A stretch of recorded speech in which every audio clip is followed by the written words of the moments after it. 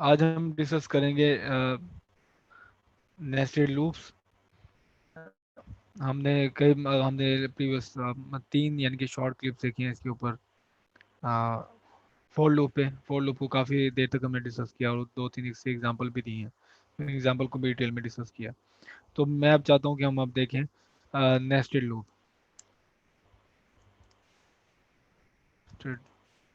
Loop या more specifically nested for loop है जिसको हम डिस्कस करना चाहते हैं।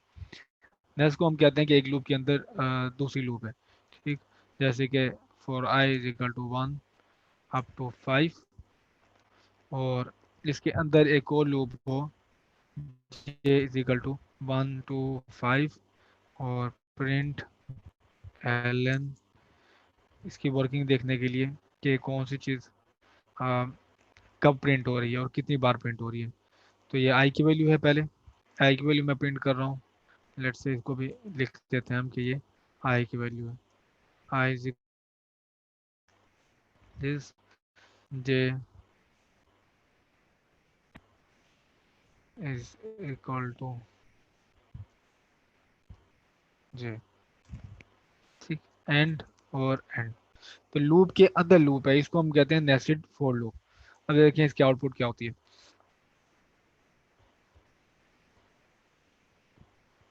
ये देखें, ये इस लूप की आउटपुट है। एक मिनट इसको ना थोड़ा सा शॉर्ट कर लें ताकि एक पेज पे इसकी आउटपुट आ जाए। ये देखें, ये आ गई इसकी आउटपुट। तो ये 3 टाइम है और ये भी 3 टाइम है, 1 से लेके 3 तक। और ये आपके पास जो लूप है ये रन कर रही है। टोटल जो प्रिंटिंग हो रही है, लूप नहीं प्रिंटिंग जो हो रही है, 1 2 3, इसमें हमने प्रिंट नहीं किया वैल्यू आई की। तो आई की वैल्यू है ये। तो ये है आई की value. I is equal to 1 1 1 2 3 4 5 6 7 8 9। तो टोटल 9 मरतबा ये आपके पास प्रिंटिंग हो रही है। तो इसकी वर्किंग कुछ इस तरह से है कि जैसे ही कंट्रोल यहाँ पे आता है फोर लूप पे, तो आई की वैल्यू 1 हो जाती है और 1 <3 है और ना इक्वल टू है, तो एक कंडीशन ट्रू हो जाती है। तो फिर कंट्रोल आया था अंदर वाली स्टेटमेंट में। अंदर वाली पहली स्टेटमेंट हमारे पास दोबारा फोर लूप है। तो फोर लूप में दोबारा चेक होता है जे इज इक्वल टू 1 2 3, कि जे की वैल्यू 1 होती है और वो देखता है कि वो 3 से लेस है और यहाँ पे और या इक्वल टू है, तो कंडीशन ट्रू है। लेस और इक्वल लेस की कंडीशन ट्रू हो रही है। फिर या जो कंट्रोल है लूप के अंदर आ जाएगा। ठीक है, और लूप में जो एक स्टेटमेंट है वो रन होगी। आई की वैल्यू क्या थी 1, तो 1 प्रिंट हो जाएगा। और जे की वैल्यू यहाँ पे 1 लेके आया, वो 1 प्रिंट हो गया। तो पहली हमारे पास ये देखिए ये आउटपुट ये रही, ये फर्स्ट आउटपुट। सेकंड आइटेशन फिर यहाँ से कंट्रोल रिटर्न होता है और फिर दोबारा एक कंडीशन चेक होती है। ये अब कंट्रोल ऊपर नहीं जाएगा, नीचे कंडीशन ये दोबारा नीचे वाली लूप चेक करेगा। जे की वैल्यू एक इंक्रीमेंट करेंगे और देखें ये कंडीशन ट्रू होती है नहीं होती। तो कंडीशन इस केस में भी ट्रू है, 2 <3। फिर दोबारा जे की नई की वैल्यू के साथ ये प्रिंटिंग होगी। देखें इस केस में आई की वैल्यू स्टिल 1 है, आई की वैल्यू चेंज नहीं हुई। आई की वैल्यू 1 और जे की वैल्यू 2 प्रिंट हुई, जो कि आप देख रहे हो। ये सेकेंड हमारे पास आइटेशन है 2 की। अब आ जाए जे की थर्ड वैल्यू के लिए। फिर दोबारा ये इंक्रीमेंट होगी जे की वैल्यू 1, तो जे की वैल्यू हो जाएगी 3 और स्टिल ये कंडीशन दोबारा कंडीशन चेक होगी और देखें ये कंडीशन दोबारा ट्रू है, लेकिन इस बार लेस देन के लिए नहीं, इस बार इक्वल के लिए ट्रू है। So j is equal to 3 upper limit. तो जे की वैल्यू 3 के लिए दोबारा ये प्रिंट एलन ये स्टेटमेंट रन होगी। तो आई की वैल्यू दोबारा 1 ही है और यहाँ पे हमारे पास जे की वैल्यू 3 होगी, तो यहाँ पे 3 प्रिंट होगी। तो यहाँ पर ये थर्ड आउटपुट आपके पास ये, और ये यहाँ तक की अभी तक मैंने हमने वर्किंग देख ली है।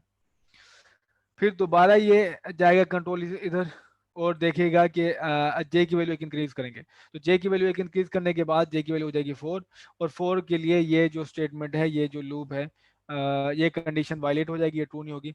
कंट्रोल ब्रेक होगा और दोबारा ये फोर लूप आई की फोर लूप के एंड में आ जाएगा। यहाँ से कंट्रोल ब्रेक हुआ और यहाँ पे आ जाएगा। यहाँ से फिर दोबारा कंट्रोल रिटर्न होगा ऊपर वाली लूप में, ये यहाँ पे आई की वैल्यू एक इंक्रीमेंट होगी। देयर कंडीशन ट्रू है तो कंडीशन ट्रू हुई, आई इज लेस देन 3। तो फिर दोबारा कंट्रोल अंदर जाएगा और जे की मैक्सिमम वैल्यू के लिए रन करेगा। फिर आई की टू वैल्यू आई की वैल्यू टू के लिए फिर दोबारा ये मान आएगा यहाँ पे, आई की वैल्यू टू के लिए फिर दोबारा यहाँ पे टू आएगा, आई की वैल्यू टू के लिए यहाँ पे थ्री तक दोबारा रन करेगा। तो ये देखें ये यहाँ तक हमारे पास प्रिंटिंग होगी है। ठीक है, तो आइडिया ये है कि आउटर लूप की एक वैल्यू के लिए जो इनर लूप है वो मैक्सिमम टाइम चलती है जितनी वो चल सकती है, आउटर लूप की सिंगल वैल्यू के लिए इनर लूप मैक्सिमम टाइम चलती है। तो फिर दोबारा यहाँ से कंट्रोल ब्रेक होगा, आई की वैल्यू हो जाएगी थ्री, तो थ्री के लिए दोबारा सारी की सारी वैल्यू वन से लेके थ्री तक जाएंगी। ठीक है, तो इस तरह नाइन प्रिंट हो रहे, नाइन जो आपको बार प्रिंटिंग आपको नजर आ रही है। तो रफली आप किस तरह कैलकुलेट कर सकते हैं कि जो इनर लूप में इनर जो स्टेटमेंट है ये कितनी मरतबा रन होगी।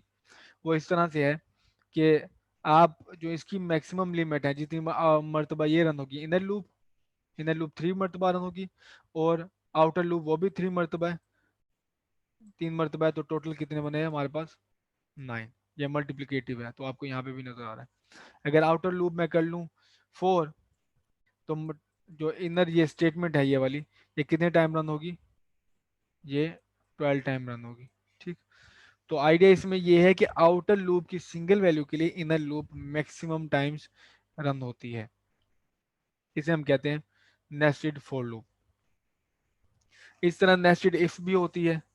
तो नेस्टेड इफ का भी यही मतलब होगा कि एक इफ के अंदर दूसरी इफ आप यूज कर लें तो उसे हम नेस्टेड इफ कहेंगे, उसके अंदर आप एक और इफ यूज कर लें, उसके अंदर एक और इफ यूज कर लें, वो आपकी मर्जी है, जितनी मर्जी बार इसको बढ़ाते चले जाएं। लेट से मैं एक और यूज कर रहा हूँ, एक और वैल्यू, ये नेस्टेड जो है थ्री वैल्यूज के लिए टू लूप्स हैं। मैं बना रहा हूँ nested J is equal to one to two और for J K is equal to one to two और प्रिंट एलन, और यहाँ पे हम वैल्यू जो प्रिंट कर रहे हैं वहाँ पे पहले आई की और फिर उसके बाद है जे की,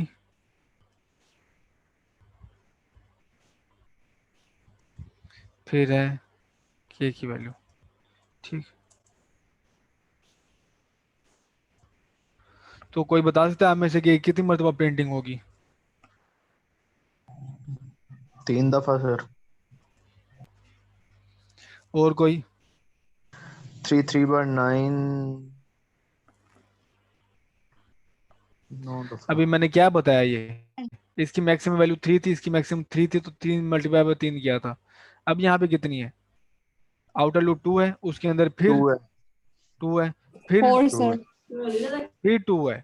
ये देखिए जी। तीन मरतबा नेक्स्ट है, तो एट टाइम होगा।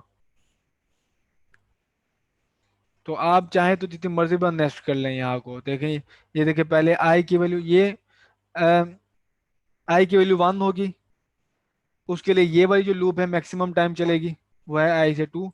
और वो अपने अंदर जो लूप है उसे भी हर लूप आई जे की वैल्यू के लिए मैक्सिमम टाइम चलाएगी इसे। आप इसको देखें, इसको फिर जो है ड्राई रन करके देखें इसको, फॉर लूप को, ये किस तरह होता है। पहले आप इसको ड्राई रन करें, ठीक है, इसको देखें कि इसकी अंडरस्टैंडिंग, इसकी जो प्रोसेसिंग है वो कैसे हो रही है, किस तरह आई की वैल्यू चेंज हो रही है, किस तरह जे की वैल्यू चेंज हो रही है, और कौन सी किस वैल्यू के लिए कौन सी लूप है वो कितनी मरतबा चलती है।